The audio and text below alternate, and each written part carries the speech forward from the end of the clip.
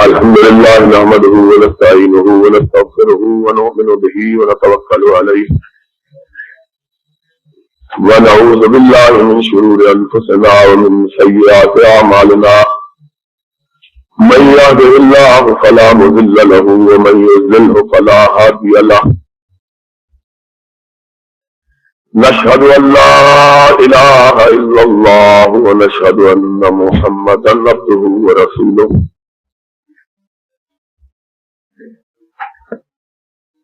أما بعد فإن خير الحديث كتاب الله وخير الهدي هدي محمد صلى الله عليه وسلم وشر الأمور محدثاتها وكل محدثة بدعة وكل بدعة ضلالة وكل ضلالة في النار. أعوذ بالله السميع العليم من الشيطان الرجيم. بسم الله الرحمن الرحيم. وما أرسلناك إلا رحمة للعالمين. حضرات، مجھ سے پہلے میرے ساتھیوں اور دوستوں نے آپ کے سامنے سرور گرامی حضرت محمد رسول اللہ صلی اللہ علیہ وسلم کی سیرت مقدسہ کے مختلف پہلوؤں پر اپنے اپنے انداز سے گفتگو کی ہے،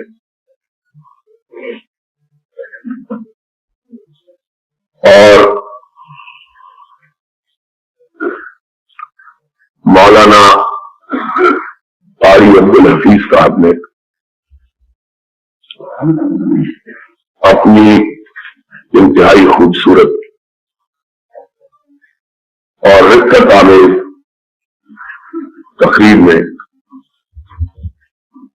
ایک بہت اہم پہلو کی طرف آپ کی توجہات کو مبذول کیا۔ وقت کی قلت کے پیش نظر شاید وہ اس طرف زیادہ آپ کی توجہات کو مبذول نہ کروا سکے، لیکن بہرحال وہ ایک بہت اہم نقطہ تھا جس کی طرف انہوں نے اشارہ کیا کہ سرور گرامی رسول اکرم صلی اللہ علیہ وسلم اس کائنات میں جلوہ گر ہوئے، اور ہم نے آپ کی محبت کا نام لے کر آپ کے یوم وفات کو جشن کی صورت دے دی۔ اس سے زیادہ علمیت کی بات کیا ہو سکتی ہے کہ وہ نبی، وہ رسول جو کونین کے لیے رحمت بنا کے بھیجا گیا، جس دن اس نبی رحمت کا انتقال ہوا، بھائی یہ کیا بات ہے، چھوڑ دو اس بات، بجائے اس بات کے کہ اس دن اس علمیت کا احساس کیا جاتا کہ آج کے دن کونین کی رحمت ہم سے جدا ہوئی تھی، ہم نے اس دن کو خوشی اور مسرت کے اظہار کے طور پہ منانا شروع کیا، اور خوشی بھی اس طرح کی جس کا اسلام کی پوری تاریخ میں اور مسلمانوں کی کسی مقدس کتاب میں کوئی ثبوت نہیں ملتا۔ اس سے زیادہ دکھ کی اور افسوس کی بات کیا ہے؟ بہرحال رحمت کائنات صلی اللہ علیہ وسلم کی سیرت کے تذکرے سے بہت سی چیزیں ابھر کر سامنے آتی ہیں کہ وہ نبی کائنات، وہ برگزیدہ ہستی کہ اللہ نے جسے عالمین کے لیے رحمت بنایا تھا، کیا ہم نے اس ہادی برحق کو رحمت سمجھا ہے کہ نہیں سمجھا؟ آج ہم اپنے درد و پیش پہ نظر ڈالیں تو ہمیں اس بات کا احساس ہوتا ہے کہ اپنے آپ کو مسلمان کہلانے کے باوجود اور سرور گرامی علیہ الصلوۃ والسلام کے امتی ہونے کے دعووں کے باوجود ہم نے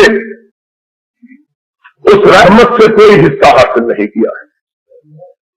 آج ہمارا معاشرہ بالکل اسی طرح گناہوں سے اٹا ہوا ہے جس طرح امام الانبیاء کی آمد سے بیشتر گناہوں میں لٹا ہوا تھا۔ کون سا گناہ تھا جو جاہلیت کے زمانے میں موجود ہو اور جس کی مثال یا جس سے بڑھ چڑھ کر گناہ آج کی دنیا میں نہ پایا جاتا؟ وہ لوگ شراب پیتے تھے لیکن نہ رب کی توحید کا اقرار کرتے، نہ نبی کا زبان سے اپنی پہ نام آنے دیتے۔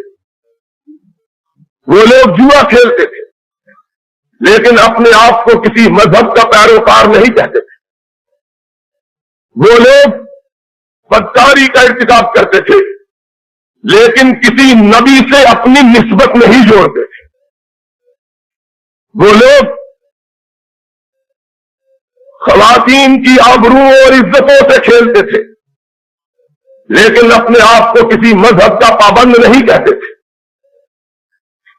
وہ لوگ اپنی بچیوں کو زندہ دردور بناتے تھے لیکن کسی کتاب ہدایت سے اپنا تعلق اور اپنا ناطہ استوار نہیں کرتے تھے۔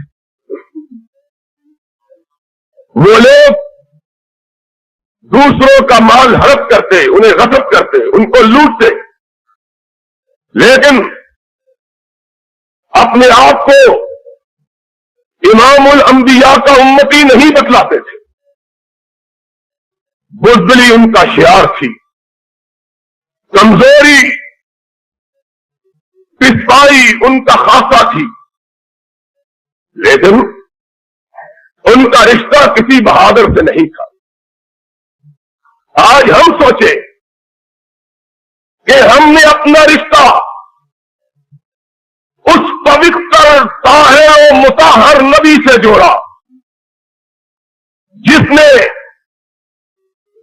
زندگی میں کبھی بچپنے سے لے کر جوانی تک اور جوانی سے لے کر منصب نبوت کا سرفراز ہونے تک کبھی کسی غیر محرم عورت کے چہرے پہ نظر نہیں ڈالی تھی۔ اس نبی سے ہم اپنا رشتہ دیں۔ وہ نبی جس کی پاکیزگی کا عالم یہ تھا کہ صدیقہ کائنات کہتی ہے جب بھی آپ کی بیٹیاں،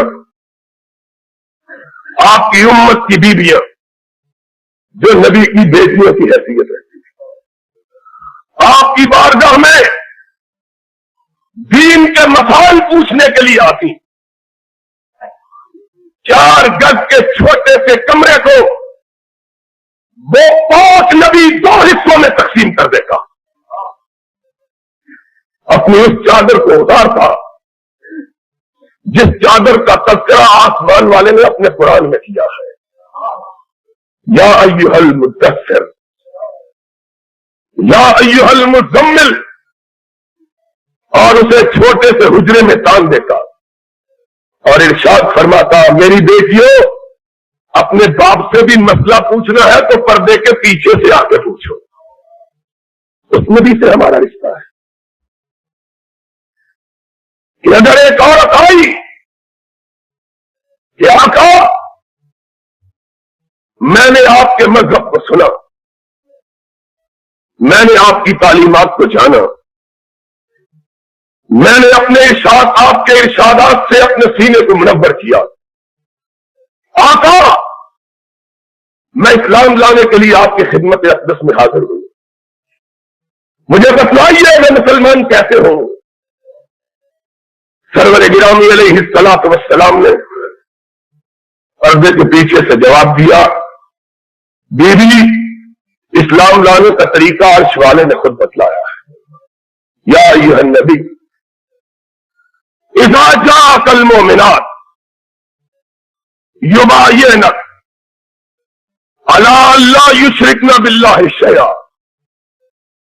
ولا یسرقن ولا یزنین ولا یقتلن اولادہن ولا یاتین ببہتان یفترینہ بین ایدیہن وارجلہن ولا یاتینک فی معروف فبایعہن واستغفر لہن اللہ، اور مومنوں جاؤ اپنے گھروں میں اس آیت کے آئینوں میں اپنی بیٹیوں اور اپنی بیویوں اور اپنی بہنوں کے ایمان کو پرکھو اور پھر دیکھو کہ وہ مومن کہلانے کا حق رکھتی ہے کہ نہیں رکھتی۔ یا ایھا النبی اذا جاءک المؤمنات، ایمان لانے کا طریقہ یہ ہے کہ عورتیں اقرار کرے کہ رب کے ساتھ کسی کو شریک نہیں ٹھہرائے، بچہ مر جائے گا مرنا گوارا کر لے گی، رب کے دوارے کو چھوڑ کے کسی دوسرے دوارے پہ جارا نہیں کرے گی۔ اذا جاءک المؤمنات یبایعنک علی الا یشرکن باللہ شیئا، لا یسرقن چوری نہیں کرے گی، لا یزنین اپنی آبروؤں کو آلودہ نہیں بنائے گی، لا یاتین ببہتان اپنی زبانوں پہ پاک بازوں پہ تہمت نہیں باندھے گی، لا یاتینک فی معروف، آقا ان کو کہہ دیجئے آپ کا حکم آ جائے ساری کائنات ایک طرف ہو، آپ کی بات کو ٹالنا گوارا نہیں کریں گے۔ اگر یہ اقرار کریں بائیں ہو، ان کو کہو کہ پھر بیعت کر مسلمان ہو جاؤ، یہ ہے ایمان کا۔ حضور نے آیت کی تلاوت کی، نبی پاک صلی اللہ علیہ وسلم نے ختم نہیں کیا کہ اس خاتون نے سمجھا کہ بیعت کے لیے شاید ہاتھ پہ ہاتھ رکھنا ضروری ہے، پوری چادر نہیں اٹھائی، حدیث کے الفاظ ہے پردے کا تھوڑا سا حصہ اٹھایا، اتنا جس سے اپنا ہاتھ آگے کر سکے، اپنا ہاتھ آگے کیا۔ اس طاہر نبی نے، اس پاک نبی نے اس عورت کا بڑھتا ہوا ہاتھ دیکھا جو ایمان آئی ہے، اس کی انگلیوں پہ نظر پڑی، اپنی آنکھوں کو بند کر لیا، فرمایا بیوی اپنی انگلیاں ہٹا لے، محمد کسی غیر محرم عورت دیکھنا بھی گوارا نہیں کرتا صلی اللہ۔ ہم سوچے ہم نے آج بے دین تو بے دین ہے، دیندار شاید 1000 میں ایک،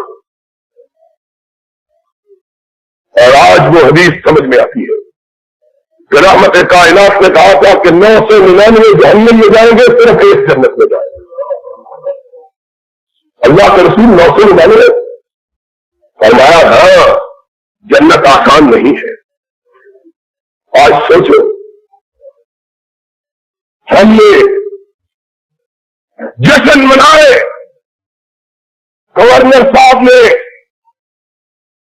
میلاد النبی کے نام پر پیغام بھی بھیجے، صدر صاحب نے اسلام کے نام پہ ریفرنڈم کروانے کا اعلان بھی کیا۔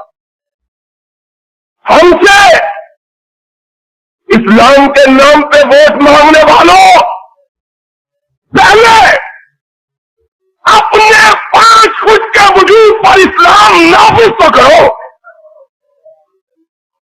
پھر ہم سے ووٹ مانگو۔ آج کہا جاتا ہے ہم سزا سنا دیں گے، جو بات کرے گا سنا دو سزا۔ یہ سزا ہمارے لیے کوئی نئی نہیں ہے،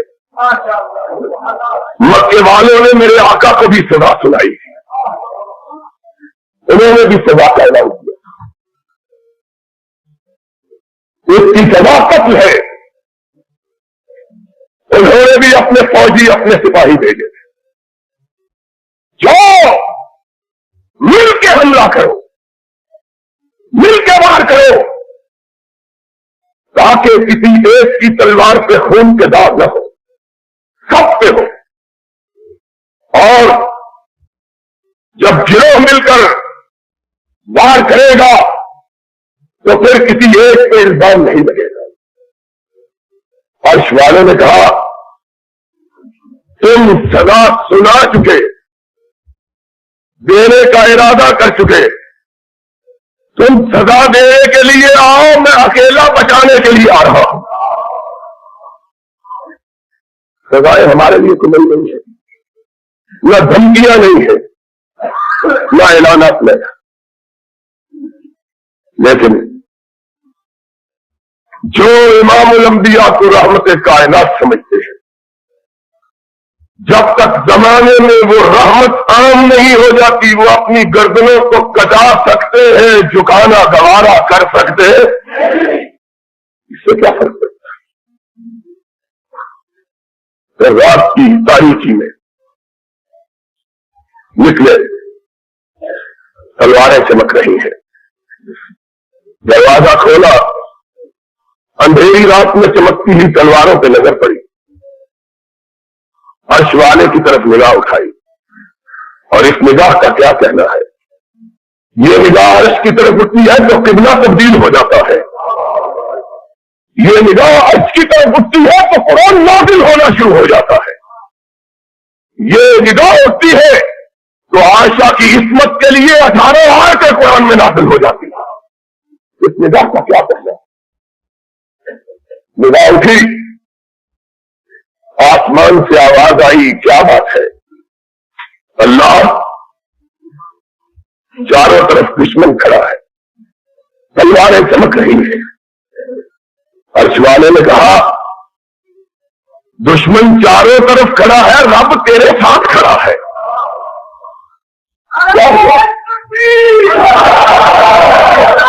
وہ تو چاروں طرف کھڑے ہیں، دور کھڑے ہیں، رب ساتھ ہے، نکلو۔ اللہ، نکل پڑ رہا ہوں، ان سے بچنا کہتے ہیں۔ فرمایا تو نکل، یہ کھلی ہوئی آنکھیں تجھ کو دیکھ کے بند ہو جائے۔ بچانے والا مارنے والے سے زیادہ طاقتور ہوتا ہے۔ عرش والے کے فرامین کو کون سمجھے؟ آج ہم نے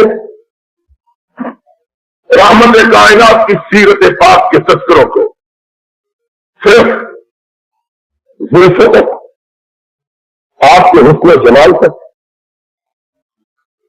آپ کی رعنائی اور زیبائی تک، آپ کی دلکشی اور دلربائی تک محدود کر دیا۔ یہ سیرت کا معنی ہے۔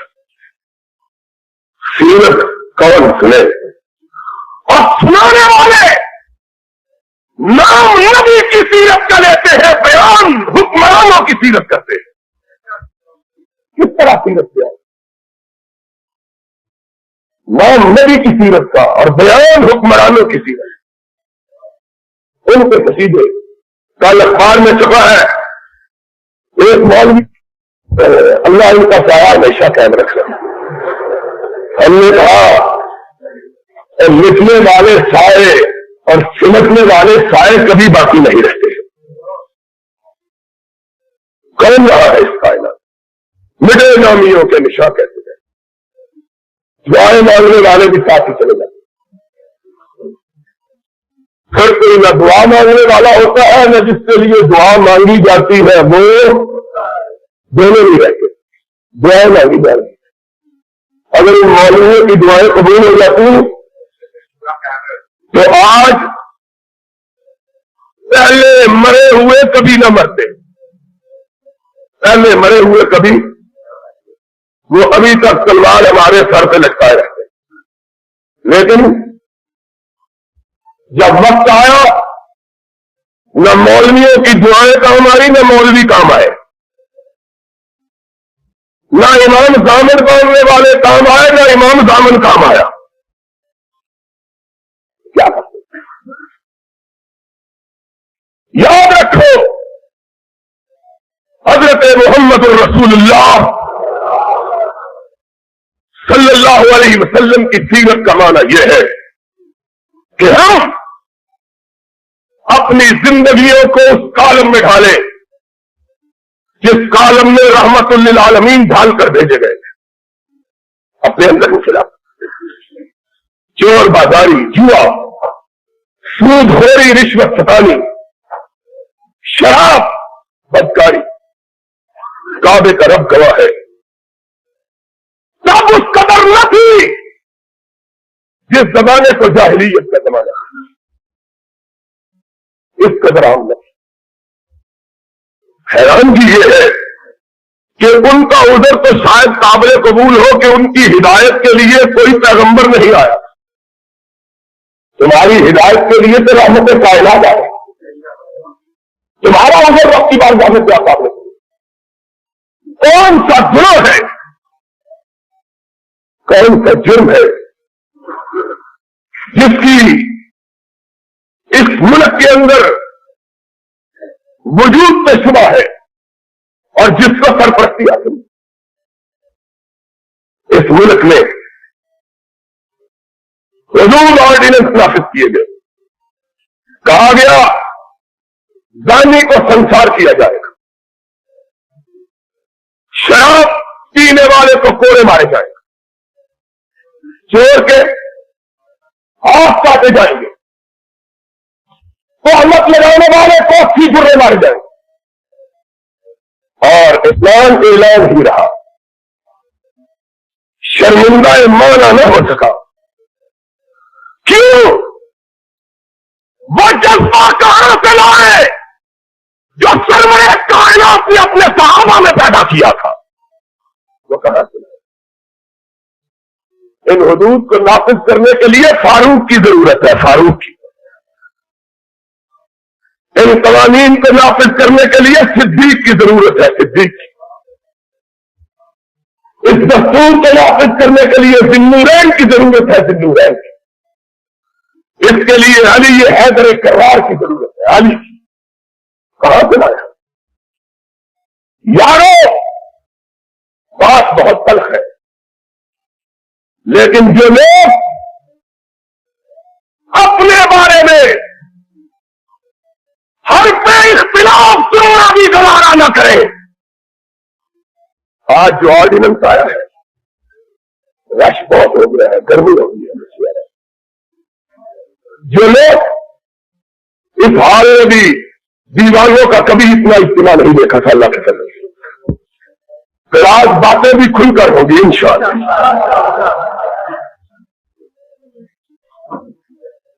انہوں نے کرنا ہے. آج آرڈیننس آیا ہے، جو بات کرے گا 5 سال کے لیے اندر 5 لاکھ روپے جرمانہ. یہ نافذ کرو. اور اس نے نافذ کیا تھا. جو امیر المومنین خلیفۃ المسلمین حسنین کا باپ فاطمہ کا شوہر تھا، ایک یہودی نے اسے عدالت میں طلب کیا، میری اس نے زرا چرا لی، قاضی نے وارنٹ بھیجے، بلاؤ امیر المومنین کو خلیفۃ المسلمین کو، عدالت میں حاضر ہو، اسی کٹہرے میں یہودی بھی کھڑا ہے، اسی کٹہرے میں امیر المومنین بھی کھڑا ہے، قاضی کو معزول نہیں کیا، اس کو جبری طور پر ریٹائر نہیں کیا، اس کو ملازمت سے نکالا نہیں ہے، حاضر ہوئے، دونوں کھڑے ہیں، قاضی کی زبان سے نکلا، ابو حسن کیا معاملہ ہے؟ علی کی نگاہ جھک گئی، فرمایا مجھے تم پہ اعتماد نہیں ہے۔ قاضی بہت اٹھا، کہا کیوں نہیں؟ کہا تو نے انصاف نہیں کیا، یہودی کا نام لے کے پکارا، مجھ کو عزت سے پکارا، تو انصاف نہیں کر سکتا ہے، تو نے انصاف کیا کرنا ہے؟ تو نے مجھے احترام کیا آتی ہے، تو نے کیا انصاف کرنا ہے؟ قاضی نے کہا میں نے تیرا اس لیے احترام کیا کہ تیری نگاہوں نے محمد کے چہرے کو چھوما ہے، امیر المومنین سمجھ کے احترام نہیں کیا، میری نگاہ میں تو بھی برابر ہے، ملزم کی حیثیت سے یہودی بھی برابر ہے، تجھے غلط فہمی نہیں ہونی چاہیے، اس لیے اسلام نہ کہا بتلاؤ کیس کیا ہے؟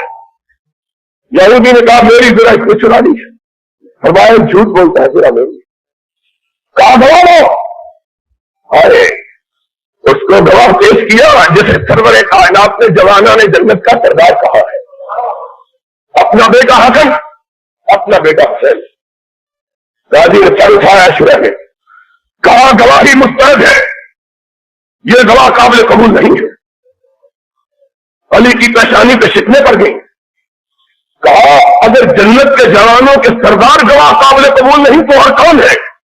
کہا جوانوں نے جنت تو ہے لیکن تیرے بیٹے ہیں اور بیٹے کی گواہی باپ کے حق میں قبول نہیں کی جا سکتی، جس نبی نے انہیں جوانوں نے جنت کا سردار کہا اسی نبی نے باپ کے حق میں بیٹے کی گواہی کو قابل رد کہا، لے جاؤ اور گواہ لاؤ، اپنا غلام پیش کیا، کہا یہ بھی گواہی قابل قبول نہیں، غلام کی گواہی مالک کے حق میں قبول نہیں ہے، گردن کو جھکا دیا، فرمایا پھر جو شریعت کا فیصلہ ہم اس پہ نافذ کر، قلم حرکت دینے لگا، یہودی بول تھا میں نے اس کے سر کا کلمہ پڑھ لیا ہے جس نے تجھ کو محکمہ قضا کے اوپر فائز کیا، اس کو ملزموں کے کٹہرے میں کھڑا کیا، اشہد ان لا الہ الا اللہ واشہد ان محمد عبدہ ورسولہ، علی سچا ہے میں نے جھوٹ بولا، یہ قانون نہ ہو سکتے، یہ شہادت میں عزت میں قدم رکھتا ہے، لوگ آسان سمجھتے ہیں مسلمان جاؤ کوئی فاروق سے ڈھونڈ کے دباؤ، بات کبھی کوئی تلخ نہیں کہی ہے، لیکن جب زہر بڑھ جاتا ہے تو سیاحت بھی کاری ہونا چاہیے، اور اہل حدیثوں سن لو، خاص طور پر اہل حدیث میرے مخاطب، جوانوں تم بھی سن لو، بوڑھو تم بھی سن لو، اور غیر عمر کے لوگ تم بھی سن لو، ہو سکتا ہے کہ ہم نہ رہے، ہو سکتا ہے ہم نہ رہے، لیکن تم نے نہ دامان محمد کو چھوڑنا ہے نہ اس کی سیرت و کردار کو چھوڑنا ہے، تم پہ ذمہ داری عائد ہوتی ہے، اگر تم ڈٹے رہے، اگر تم نے عزم کر لیا کہ تم نے حق کے علم کو سرنگو نہیں ہونے دینا، تو یاد رکھو پھر ہم کو تختہ دار پہ بھی لٹکا دیا جائے گا تو حق کی آواز خاموش نہیں ہوگی،